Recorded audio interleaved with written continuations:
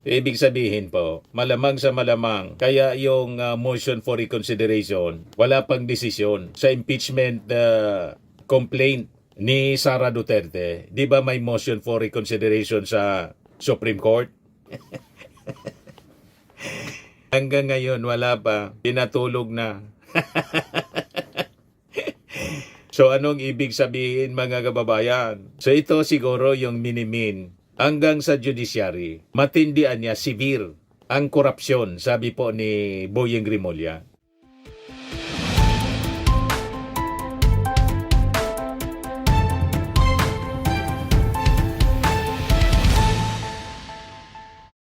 Hello po mga kababayan, si Dante Maravillas. Binanata ni Ombudsman Boyeng Rimulya yung judiciary.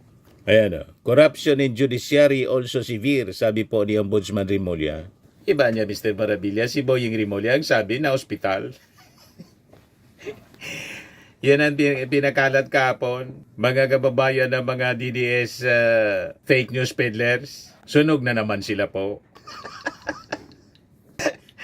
Nagbakasyon naman po si Boyeng Rimulya, siyempre. Ang daming pressure sa trabaho. Kaya siyempre, holiday naman, long holiday, hindi muna nagpapakita sa media. Pinakalat ng mga DDS influencers. Tinakbo daw sa ospital si Boyeng Rimulya. Sabi ni DLG Secretary John Vic Rimulya, fake news niya. Magbi-breakfast pa niya nga kami bukas at kasama ko sa sa paglaro ng golf. Nasunog agad yung fake news ng mga DDS influencers. Isabi ko sa inyo, pag nakinig kayo sa mga kwento ng mga DDS influencers, lagi kayong kasama sa makukuryente. Sa mga balita, budol ang mga kwento nila. Madalas bodol, mga kababayan.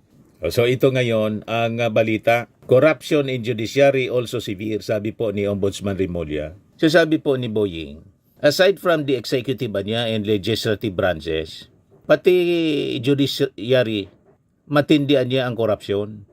Rimulya made a remark while recalling the fertilizer fund scam, where former Department of Agriculture Undersecretary Jokjok Bulante was cleared by the Sandigan Bayan of plunder charges in connection with the 723 million fertilizer fund scam.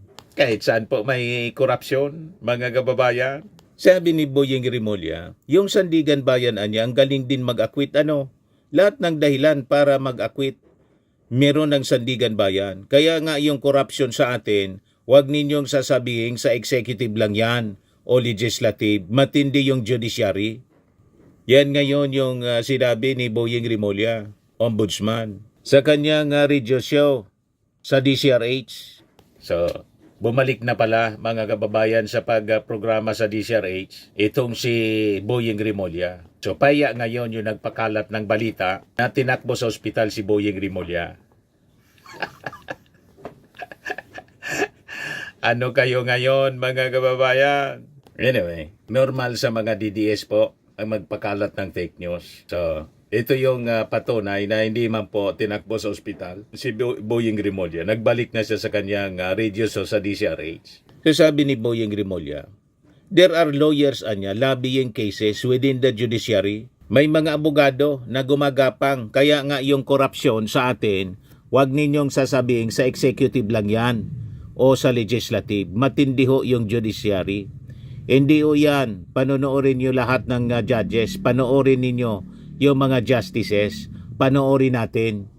Ibig sabihin po, malamang sa malamang, kaya yung motion for reconsideration, wala pang desisyon sa impeachment complaint ni Sara Duterte. Di ba may motion for reconsideration sa Supreme Court? Hanggang ngayon, wala pa. Pinatulog na.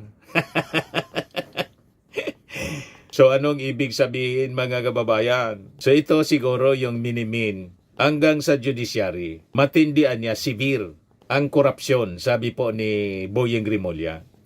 Watch all the judges niya.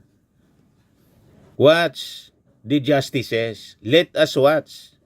Remulla also brought up Priority Development Assistance Fund o PDAP cases where several accused were acquitted. Yung PDAP niya, huling-huli yun. Huwag mong sabihin na may na yung ombudsman sa ebidensya, sabi ni Remulla.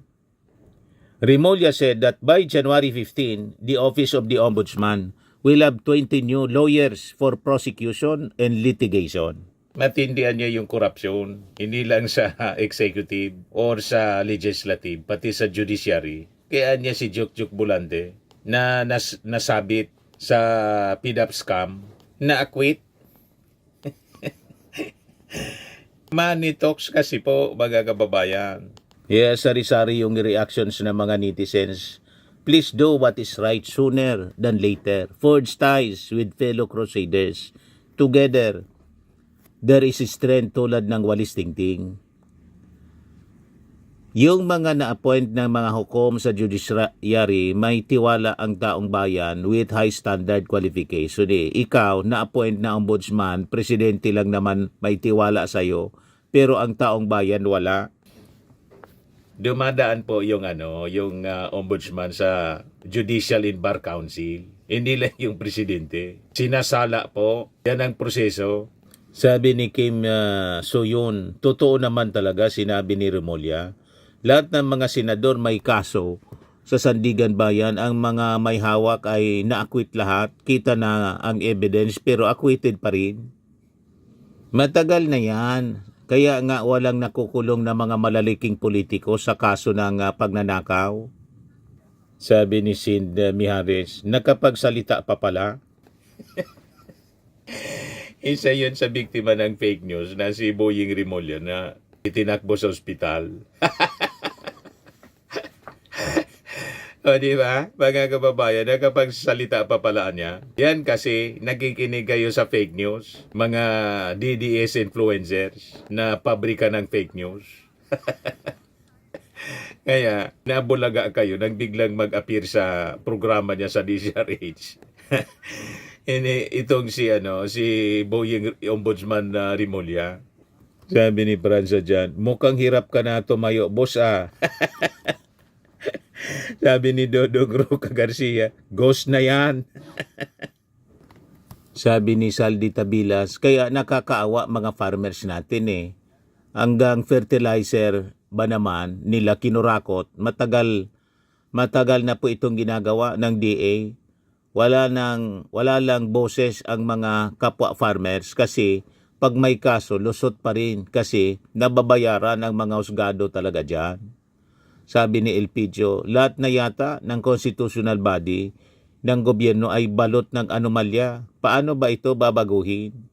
Kaya nga, dapat isupport natin yung kampanya ng ating Pangulong Bongbong Marcos na labanan yung korupsyon. At inuna niya siyempre itong flood control scandal kasi maraming napahamak po dahil sa massive corruption sa DPWH. Nakita naman po ninyo, napakarami na mga flood control projects yung in-implement. Yung previous administration, 13,000 flood control projects. Nasaan na yun? Yung present administration, 9,000 flood control projects. Ayun, na-discover ng ating Pangulo, napakarami pala sa mga flood control projects kung hindi ghost, substandard. Kaya in-expose niya po mga kababayan. Siya mismo yun na nanguna sa kampanya. Simula doon sa kanyang zona, sinabi niya sa pagmamuka mismo ng ating mga congressmen and senators, maya naman kayo. O di ba? Kaya dadagdagan po ng ombudsman yung kanilang mga prosecutors na mag-iimbestiga po sa korupsyon kasi it is expected marami po ang masasampa ng kaso sa Office of the Ombudsman at sa Sandigan Bayan mga kababayan. Sabi ni Paulo Galopo, buhay pa pala siya. Yung mga DDS po, mahilig mag-wish ng masasama sa kapwa. Pero kami, never kami na mag-wish ng masama sa mga Duterte. Ang wish nga namin, na sana si Digong po, lampasan pa yung edad ni Juan Ponce Enrile. Di ba? Dapat yun yung wish natin para ma-enjoy pa mga kababayan, ni Digong ang mahabang buhay habang nagmumuni-muni siya sa kanyang mga pinagagawa nung siya presidente pa. Di ba? Pero pag namatay na si Digong, di tapos na yung accountability niya.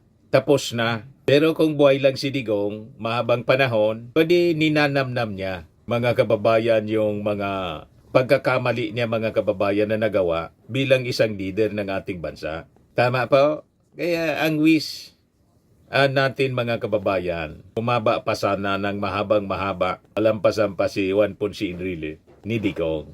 Dapat ganun po. Pero ito mga DDS, mahilig mag-wish na mamatay na sana niya kayong lahat. Tuwang-tuwa sila nang mamatay si Akop. Di ba? Ganon kasama ng mga pag-ugali niya. At tapos ngayon, may nagpakalat ng balita na si Boying Rimulya tinagbo sa ospital. Ayun, parang mga natubigang palaka. Nag-ingay sila sabay-sabay kahapon. Fake news pala. Di masama yung loob ninyo ngayon. Kasi buhay pa si Boying Rimulya. Ang buhay ng tao, mga kababayan, na may kontrol niyan, yung ating Panginoon. Sabi, di ba? God giveth and God taketh. Ganon. Anyway, mga kababayan, yun lang ang ating short video ngayon. Ako po si Dante Maravillas. Bye-bye. God bless.